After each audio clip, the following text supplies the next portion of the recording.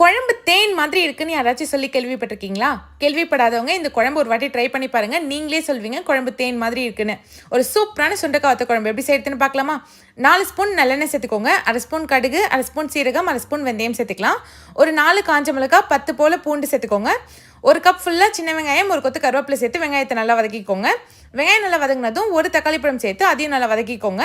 இப்போ மசாலாக்கு 1/2 ஸ்பூன் மஞ்சத்தூள், 1 ஸ்பூன் தனி மிளகாத்தூள், நல்ல தாராளமாக 4 ஸ்பூன் சாம்பார் பொடி சேர்த்துக்கோங்க. சாம்பார் பொடி சேர்க்குறப்ப நல்ல டேஸ்ட் கொடுக்கும். இது கூடவே தேவையான அளவுக்கு உப்பு சேர்த்து நல்லா வதக்கிக்கலாம். ஒரு பெரிய லெமன் சைஸ் அளவுக்கு புளியை கரைச்சி வச்சிருக்கேன். அதையும் சேர்த்து நல்லா மிக்ஸ் பண்ணிக்கோங்க. இப்போ குழம்பு மூடி போட்டு ஒரு 10 நிமிஷம் கொதிக்க வைங்க. குழம்பு நல்லா எண்ணெய் பிரிஞ்சு இந்த மாதிரி கொதிச்சு வந்ததும் ஒரு 4 ஸ்பூன் போல் நல்லெண்ணெயை நான் காய்ச்சி வச்சிருக்கேன். இது கூடவே சுண்டக்காய் வத்தல் போட்டு நல்லா வறுத்துட்டு இந்த குழம்போட சேர்த்துக்கோங்க. லாஸ்ட்டாக 1 ஸ்பூன் வெல்லம் இல்லைன்னா நாட்டு சக்கரை போட்டுட்டு மிக்ஸ் பண்ணிட்டு சர்வ் பண்ணி பாருங்க. அட்டகாசமான வத்த குழம்பு ரெடி. இதை சுட சுட சாதத்தில் போட்டு பழட்டி சாப்பிட்டீங்கன்னா டேஸ்ட் அமிர்த மாதிரி இருக்கும். கண்டிப்பாக ட்ரை பண்ணி பாருங்க.